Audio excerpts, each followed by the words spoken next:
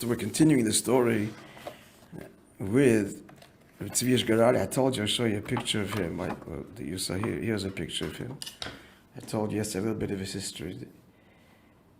So this is him. Can you see it there, guys?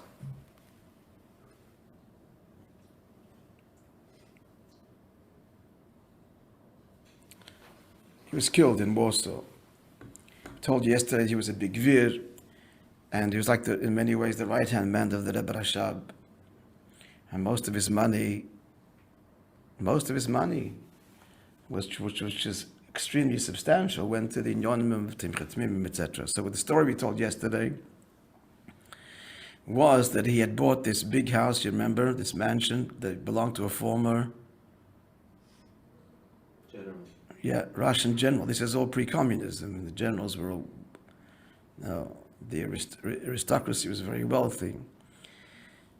And getting a bracha from the Rebbe Rashab for the purchase, so he says to him, the Rebbe Rashab told him, you didn't hear the story, the Rebbe Rashab tells him that it's only you and your wife, and it's a big mansion. He describes the mansion, it was, not the details, but with chandeliers and works of art, and it was a whole marble work. He says, I suggest that the ground floor be for Timchat Mimim, for the Bacha. Without hesitation, yes, you can imagine. So he says that, this we're up in the story, the day that the Talmidim, the Bacha, moved into his house, the expensive, as he says here, got destroyed, all the expensive kishutim, these decorations, and they tracked in dirt. There's a Bachim Timchat Mimim, Lubavitch. They weren't careful about the Seder. Rabbi Hirschel doesn't say a word. That's what we're up to. Now comes the revolution. And Kremechug, that's where he lived. And that's where Timchat Mimim was then, suffered greatly from the various knufis, the various parties that were the red and the green, the white parties that were battling over control of Russia. Yeah, and the communist one. And of course, who suffers? Yidden. They killed and pillaged freely. Especially the wealthy, they were the target, were in great danger. I mean, traveling on trains, I've told stories, especially a Yid, I mean, just robbed and thrown off a moving train. Russia was in a state of absolute chaos. This is 1917. So one night, there's strong knocking on the door of the house, of the mansion. He runs downstairs, and the Bachim is sleeping on the ground floor, and he gets under the blanket of one of the Bachim that was sleeping there. They didn't wait for the door to be opened. They burst in, armed. These the term for them,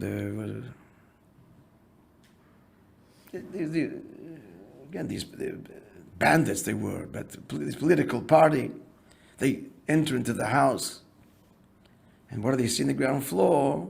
Poor Bachrim, pull back the blankets, and poor Bachrim sleeping on the floor. They didn't have beds for them. They would have kind of. They're looking for, they know about this garage. So the Bachrim, they're not touching the poor fellas. This is part of their redeeming, the masses. But who they're looking for anyway? They're looking for the rich Jew. And they see that his bed is empty. They leave the house. And so he was saved. And then he ran away from the city because there was a price on his head.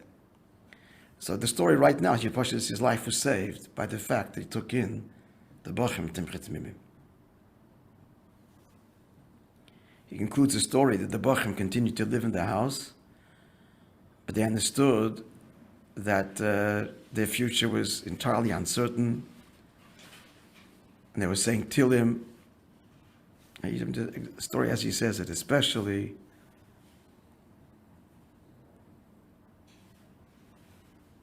they were saying the Oisius Bayis Yutov of Mizmer Kuf Yutes, which means house. And he says, Beirach Pella, an amazing thing, that they remained in this house unmolested for a long time. They continue learning in Tzvi Hirsch's home. Telling the story as a Model Kazina tells the story. They were saying Tilim especially, Bayis Yutov, and so it remained till whatever they had to flee. But for considerable time they were able to remain there during this turmoil and learn unmolested. It's a beautiful story of his Mesiras Nefesh, but Lepel, how that saved his life. Again, I told you that he perished in the Warsaw Ghetto.